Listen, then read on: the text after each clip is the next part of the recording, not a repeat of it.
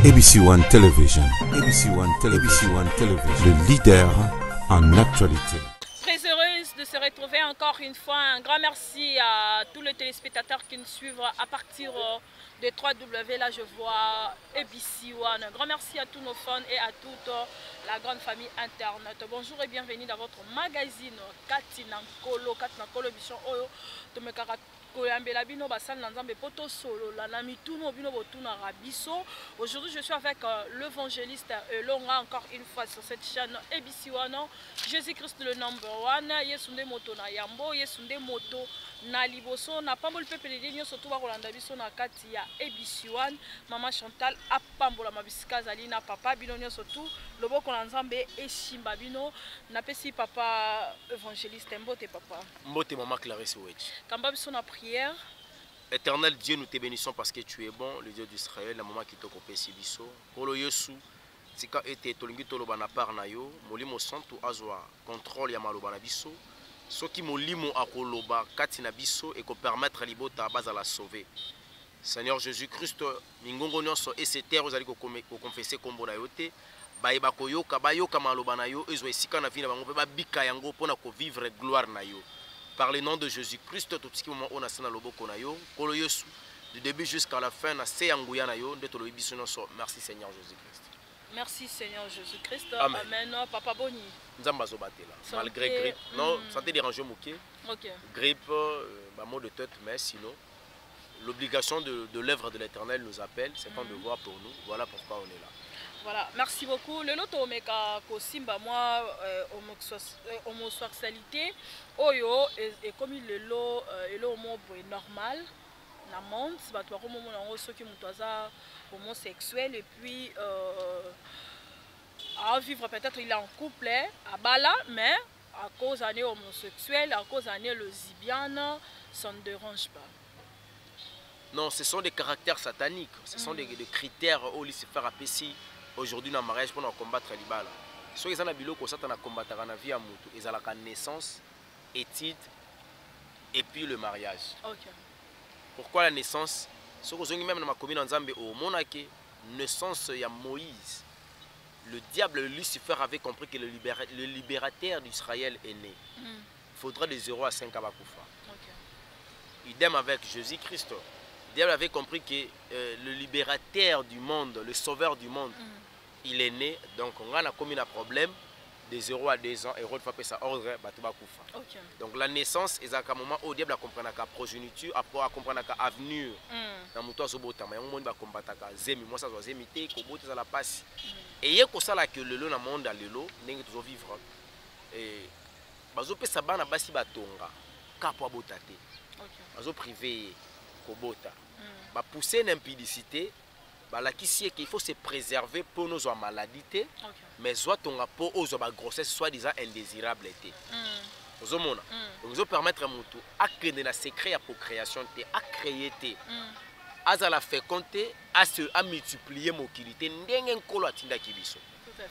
Alors, et ko sala ke ko tala ndenge mokilezo kende, diable yé na kata libala, comprendre ba balani.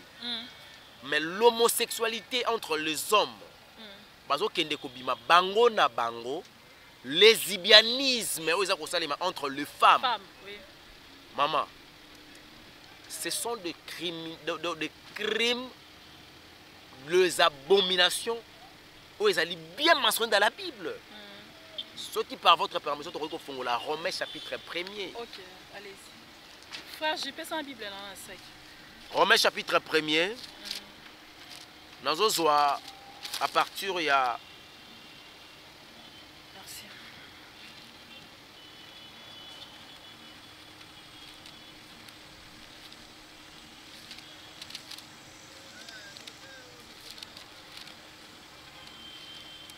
à partir de 27, nakiti natangi na kombo na Yesu Christ. Amen.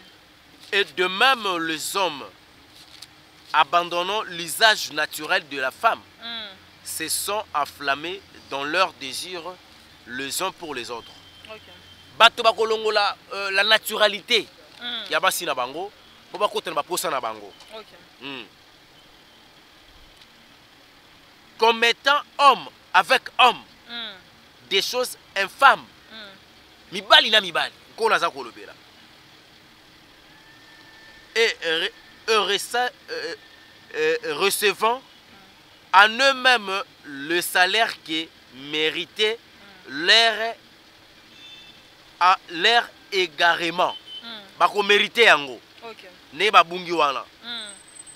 Comme ils ne se sont pas souciés de connaître Dieu, Dieu les a livrés à leur sens éprouvé pour commettre des choses indignes. N'est-ce pas que expliquer Romains chapitre 1er à partir du 27e verset. Tinasuka. Éternel dit clair à travers la parole. Apôtre Paul a expliqué. Malamu que ezana bato o lo ko vivre na contre nature. Bato ba komi ko lula makamba ko lula te. Mibali na mibali ba komi ko sangara. Ce sont des abominations. Et bato wana éternel dit apesi bango mu Congo de façon que ba continuer na mabe wana pour lui ba na récompense na bango. Ça na koti sima kama na kati libala o moni que un homme marié un père responsable. Mazaka mwasa muninga ne mobali. Soko landeli makambo wana kati azoluka mbongo. Ba loge bakoti Lucifer akomi ko senga bango ba vivre na makambo oyo ezana kati ya bonzambe te. Mwasi alibala bokomona ya kana muninga na ya moba ya muninga na ya mwasi muninga na mwasi azakata mususu mobali na ye to eza mobala ya mwana mwasi wana. Donc le lesbianisme et l'homosexualité dans le mariage et comme ko salure pe ko suit le lit conjugal. En malobi makomi na nzambe to pe maloba na nzambe eza kolobaki le mariage doit être honoré de tous. Et le lit conjugal doit être épargné des souillures.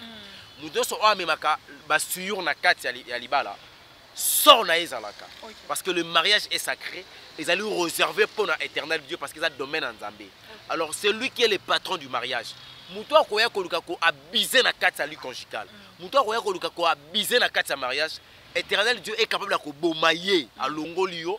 Nengo za bobala osali buzoma na libala nzamba kapala ko bomayo pour ko préserver moi na ya mobali et ko pesa moi si mosusu pe asali vina. Mais le est comme le roi moi style de vie moko boye les gens bazo mona ngo normal. Tant to mekaki ko sola makambo ya 39 sortes de mariage ezali genre ba mariage o ezali organisé par nzambe te. Ezaba mariage ezali lieu na volonté ya nzambe te. OK. C'est un mariage entre les hommes, soit le mariage entre la coutume, le coutume donc des coutumes. Et c'est un mariage où ils allaient lier entre deux familles la volonté na bango. Et c'est un mariage où ils allaient lier entre Lucifer nabat. Mutake na kati ya compagnie bango obligé que to lingi to balisa yo, biso to balisa yo. To pe son monde to seulement makambo mais voilà les conditions ya mariage ndongo vivre na mariage na yo. Otalika ke ba sentir que na jupe musala pe nazo bala ba pe sanga mutu ko pe sanga ndako na choité. La personne accepte. Donc ça mariage est dans nzela nzambete. Tu n'as jamais demandé tu n'as jamais demandé à Dieu la personne par laquelle oyo lingo vivre na ye. So ka zia volonté nzambe toté. Ba mariage ezali mariage chrétienté, ba sort nango les vivre makambo zo vivre. Mais na jardin d'Éden après avoir nyoka ko séduire Ève, est-ce que nzambe aponaka lisusu moto aponela susu mobali mwasi? Effectivement, so sengi nzambe mwasi nzamba opesa yo. Osengi nzambe mobala opesa mobali. Opesa na ba moyeni na basino polikaba opesa ka kokoso hein. Éternel ya le multisystème. A opesa yo basine et na lolenge na ye. Ako netinga na zwa signe ya mwasi na nga na voie ya conviction. OK. Voie ya conviction, la compréhension, azala écoute mopagano. Mais on se comprenait si facilement. Et on sentir que c'est une personne qui est vraiment appelée pour na ko aider yo. Au même reste à vie na yo. So za pembe na yo mona ki makambo ekende bien. Et puis, donc au moins au moins sa vie nanga. Parce que ça va nous sommes dans la vision, nous sommes à travers la salle naie, nous sommes à travers bandoto, nous sommes à l'olenge. Roeb ça fait nous sommes à l'olenge, on peut s'enga elembo, ya mobile la vie nanga. OK. Na lengi mu kono kuta mobile la vie nanga, tamu ala telamba couleur tel. Ba mona makambo na bazali. OK. Aza la place bois à la bois à la bois à la bois. O senga pe nzambe choix. Nzambe na lengi na bala mundele, mbana ngaza la mundele. Mais na mundele wana nkolo yesu na linga yeba yo. OK. Nzambe na linga yeba yo na linga za la bois opesi na ba critères mais na suka fo ebisa nzambe c'est là et ça les mana volonté na yo même notre maître Jésus-Christ tanga moni pas eleki abisa ki seigneur abisi nzambe abi tata okolongola coupe liboso na ngate mais et ça les maté selon volonté na nga mais et ça les ma selon volonté na donc mokano na yo okoki ko senga mais lukaka mingi volonté nzambe pour volonté na ye likolo vie ya moto ezalaka kaka excellence. Bon soki ndeti bato ba couple, bato baza couple na bolingo.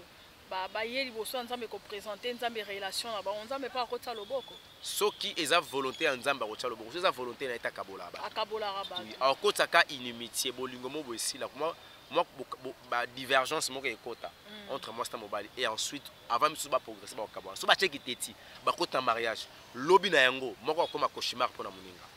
Maintenant, du genre, il y a homosexuel ou lelo ils ont régné dans le cadre de mariage. Et ça, c'est le diable ou bien les hommes qui ont envie ou non, non, c'est le diable. Mutupo azwa envie au salamabe, il faut la posséder par des mauvais esprits. Okay. Donc c'est le diable qui vient pour détruire. Donc ils ont bon ndenge lelo batu ba permettre que mobali a coucher moi sinae na nini nanis. Voilà. Ceux qui m'ont permettre, ceux qui moi si tout m'ont permettre, moi si ça la rapport sexuel à Nice, ils ont plus l'abomination. Donc en dehors il y a ignorance, ils ont connaissance. Connaissance basée dans ça, il faut qu'on y ait étoile à moi si. Parce que l'étoile d'une personne, ils allaient en affronter, ils allaient en Nice. Donc si tu trouves un homme, ils ont la facilité aussi pour coucher moi c'est un Nice. D'office en ça c'est ce qu'on appelle l'abomination. Ce sont des crimes dans la vie conjugale.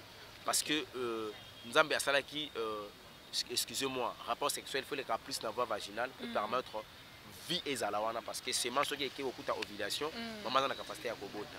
Mais ce qu'on remet collé quand on voit où ils allaient voir l'égalité d'office au côté de la péché. Voilà, merci beaucoup, chers téléspectateurs. On est arrivé presque à la fin de cette émission. Donc, on aura le papa et l'on juste 10 minutes pour nous expliquer sur l'homosexualité et puis pourquoi Mibali Bazo pour coucher à Nice. Un message par rapport à l'homosexualité et puis Mibali Bakoucha Basta à Nice dans le mariage. Je vous demanderai un acte d'abomination, un acte abominable, parce que l'objet pour perdre sali. Deux unions sont à bon moto. Au besoin de la pour les autres, parce que ceux qui sont le chemin de l'enfer est ouvert. Il faut qu'on y ait que le rapport sexuel, c'est un moyen pour créer moto. C'est créé pour création de sexe. Alors le sexe est sacré. Alors tant que par le sexe, il y a deux sexes opposés. Vous avez la voie vaginale, elle permettra de le rapport sexuel d'une manière propre et puis à l'aise. Et ça bien. La voie sur ce rapport sexualité. Deuxième voie, nous avons le lesbienne. Le lesbianisme et l'homosexualité. Nous avons abominé qu'on se remet Gomorre. Le quoi vous continuer, vous avez se détruire de plus en plus. Et le royaume de ciel, comme on a vu dans la carte, exact pour le livre de vie, donc vous ratez le royaume de ciel. Je vous demanderai à se repentir, à se convertir. Bolanda Yesu Christ, il y a des chemins à bon moyen et que permettre de vivre une vie aisée dans ma vie. Et voilà, on se retrouve prochainement avec un nouveau numéro.